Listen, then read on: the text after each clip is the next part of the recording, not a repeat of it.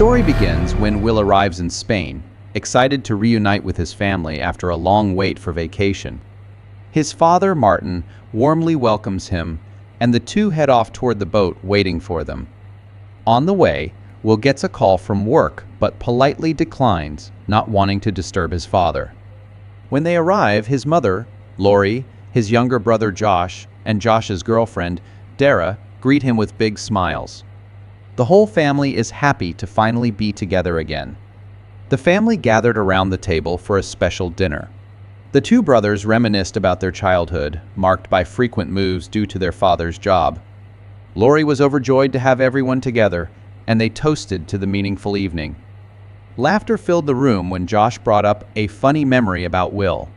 But the joyful mood quickly faded when Will received a troubling phone call. His expression turned serious, and silence fell over the table. He finally revealed that his company had just gone bankrupt. The atmosphere grew quiet, and Will became anxious about the future. After dinner, he went to the beach alone, trying to stay calm and ease his mind. In a heartfelt conversation, Will apologized to his father, Martin, for the troubles he was facing. Martin also expressed his sorrow to his son, understanding how difficult this would be for him. The next day, the whole family set out to sea. However, Will kept glancing at his constantly ringing phone. He reluctantly took part in steering the boat but couldn't stay focused. When Martin urgently asked Will to take control of the boat, a motorboat sped toward their yacht. Distracted, Will didn't notice the danger, and the yacht was pushed off course by the wind. Martin, panicked, shouted just in time, allowing Will to narrowly avoid a serious collision that left Dara injured. Amid the chaos, Will's phone rang again, and without hesitation, Martin threw it into the sea, sparking a heated argument between the two. In a fit of anger, Will jumped into the water and swam toward town, hoping to find some peace. He stopped by a pharmacy to buy antiseptic for Dara's injury, then had a drink to cool off and stood silently, gazing out at the ocean. At this point, Martin began to worry when he saw the suspicious speedboat reappear. His panic grew when he realized the family yacht was no longer in sight. Will tried asking the locals on Sandy Beach for help, but they spoke Spanish so quickly that he couldn't understand. Not giving up, he waded into the surf and approached a group of young people, but their words were as unclear as the sound of the waves. Worry crept in, as Will feared his family might have accidentally left him behind. He walked along the beach, searching for a better view, and under the moonlight, he spotted the yacht drifting alone. Climbing aboard, he immediately sensed something was wrong. The power was out, and his family had vanished. Feeling desperate, Will went to the police station for help. Inside, the officers were playing cards and barely acknowledged him, deepening his frustration. Eventually, he spoke to the harbor master. Upon hearing Will's name, the man grew concerned, made a call, and quickly asked Will to show him where the yacht had run aground. At night, Will went with the police to look for where the yacht was last seen. On the way, a strange man appeared, saying he knew Will and could help find his family. Will felt something was wrong and tried to run, but the officers stopped him. He fought back, broke free, and stole a police car.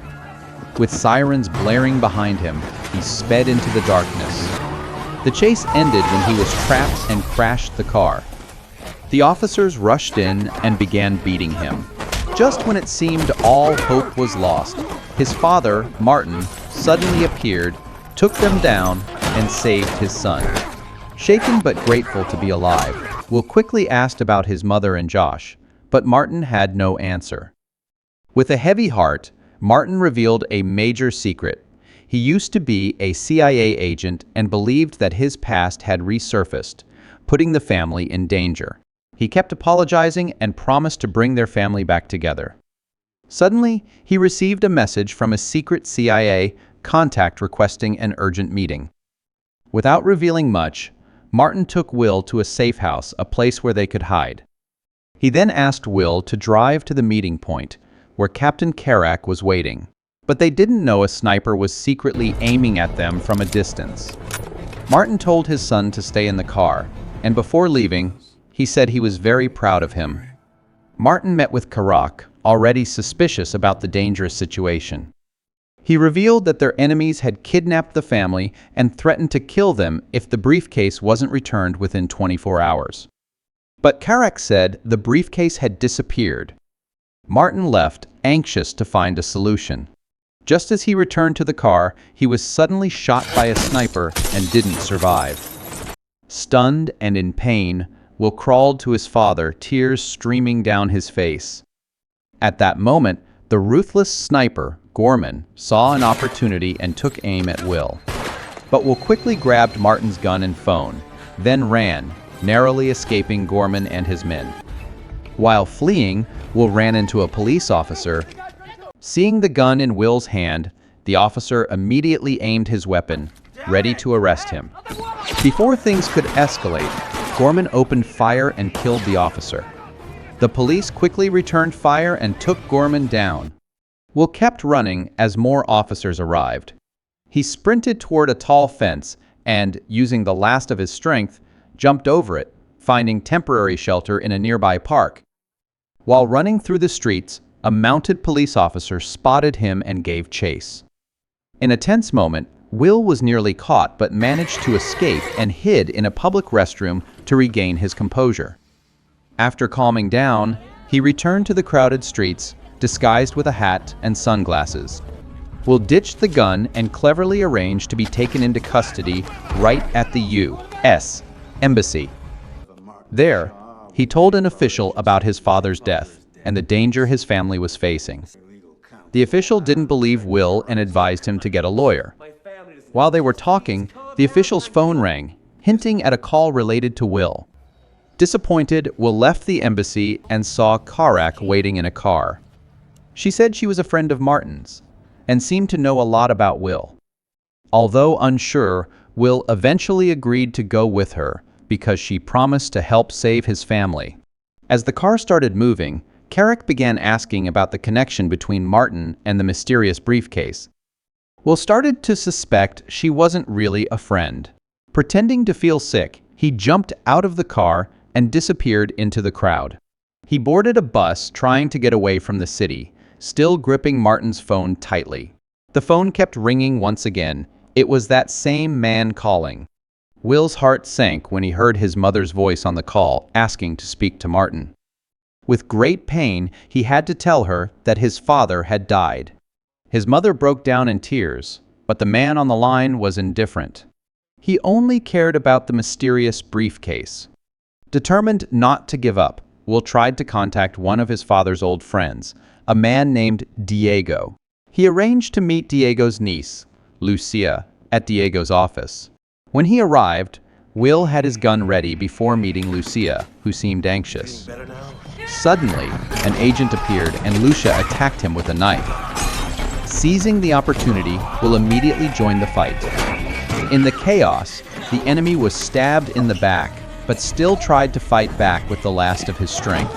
In the end, he collapsed from exhaustion. Still tense, Lucia pointed a gun at Will, thinking he was a threat to Diego. Will quickly explained the dangerous situation and convinced her to help him find Diego. Reluctantly, Lucia agreed, and they went to Diego's apartment. As they approached the door, they noticed it was already open. Alert, Will drew his gun and cautiously stepped inside. Inside, he found Diego's body lying on the floor. Will held Lucia tightly, trying to keep her quiet to avoid making things worse. Hearing a faint noise coming from the kitchen, he went to check and was shocked to find Karak and Corman standing there. Will pointed his gun at them, demanding an explanation for his father's death. Karak calmly explained that Martin had planned to return the briefcase to the enemy, making him a threat that needed to be eliminated. She offered to help Will find his family, but only if he revealed Martin's other connections related to the briefcase. Suddenly, Lucia burst into the room and opened fire, triggering a chaotic shootout. Will and Lucia fled as Karak and Gorman chased close behind. They ran to the rooftop, only to realize there was no way out. Thinking quickly, Will came up with a plan. He tied a rope around Lucia and slowly lowered her down. But as he did, Gorman shot him in the shoulder. Lucia landed safely and was helped by a stranger, while Will struggled to hold onto the rope, dodged more bullets, and eventually fell to the ground.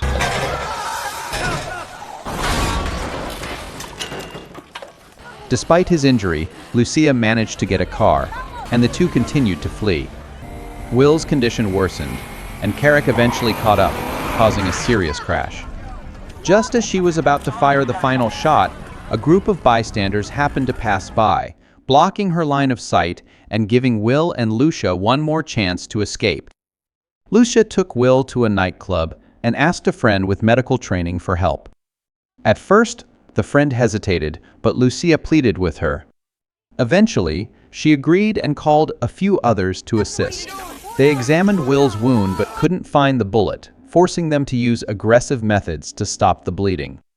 Will passed out from the pain and woke up hours later, still very weak. While waiting for Will to recover, Lucia looked through the phone and found a photo of Martin. She was shocked when Will confirmed that Martin was dead. Lucia then revealed a secret: she had known Martin, but under a different name, Tom. Martin wasn't just Will's father, he was also hers. Will and Lucia were half-siblings. Will and Lucia boarded a train headed to the location believed to be where the briefcase exchange would take place. Deep down, Will was still struggling to accept the truth about his father's secret life. He decided to go alone, and Lucia respected his choice. She told him she would wait at the nightclub, ready to help if needed. After saying goodbye, Will set off. When he arrived, he carefully scanned the area, looking for the contact. Suddenly, a strange man appeared beside him, told him to act natural, and instructed him to follow. Though cautious, Will complied. He was led to a car and got into the front seat. Anxious to hear news about his family, he kept asking questions. Without warning, the man grabbed Will by the neck and choked him until he passed out. When Will woke up, he found himself tied to a chair and being beaten repeatedly. Desperate, he tried to convince his captors that Martin was dead. Suddenly, the leader, Zahir, revealed that he was a rogue agent. Zahir explained that the mysterious briefcase was part of a complex plan to expose a corrupt CIA operative named Martin. The CIA had fired Martin and taken the briefcase as part of that scheme. Will insisted that Martin was just a victim of a scheme created by the CIA and KX to cover up their wrongdoing. They were trying to erase all evidence and silence anyone who knew the truth. Zahir then revealed a painful truth. Will's family was still being held hostage, and their lives depended on that mysterious briefcase. Zahir was determined to stop Carrick and save Will's family. He ordered Will to lure her out before the briefcase was sold, warning that failure meant handing Will's family to the CIA. Zahir then choked Will and threw him out of the car with a gun, just outside the city. Will returned to Lucia's nightclub, where they reunited and quickly began planning to draw Carrick out. While they talked, the nightclub owner, loyal to Diego, overheard and offered to help. Lucia came up with a plan. She used her card to leave a digital trail and lure Carrick. Minutes later, Gorman arrived, but the owner and his friends recognized him, and a fight broke out. Though Gorman was a skilled fighter, they eventually stunned and captured him. In the nightclub basement, they interrogated him about the briefcase and the exchange, but he stayed silent. Frustrated, Will beat him and ordered more punishment. Later, they faked his escape, hoping he'd lead them to Carrick. Lucia waited in a car ready to follow. When Gorman fled in another vehicle, Will chased him. Gorman met Carrick in an alley and they tried to escape, but Will stayed on their trail. They took Will to an underground parking garage.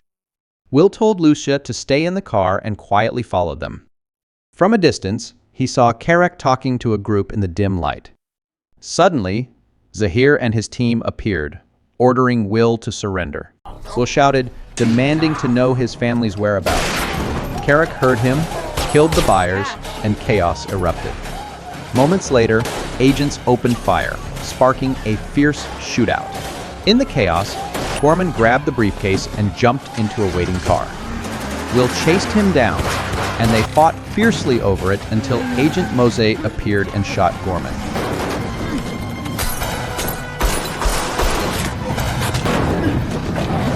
Still in the car, Lucia crashed into Gorman's vehicle, injuring him badly. Gorman gasped. He never expected Will to finish him. Then Carrick arrived, rushing toward the briefcase and opened fire, forcing Will to take cover. Carrick grabbed the briefcase and escaped, mocking Will as an amateur before speeding off. Will and Lucia chased her. Knowing she was followed, Carrick sped toward a park, hoping to lose them. Will stayed determined and kept closing in. When Carrick started shooting, he fell back. Thinking she'd escaped, Carrick didn't notice the traffic and Will saw her. He crashed into her car, smashing into a nearby shop. As a crowd gathered, Carrick stepped out and fired at bystanders.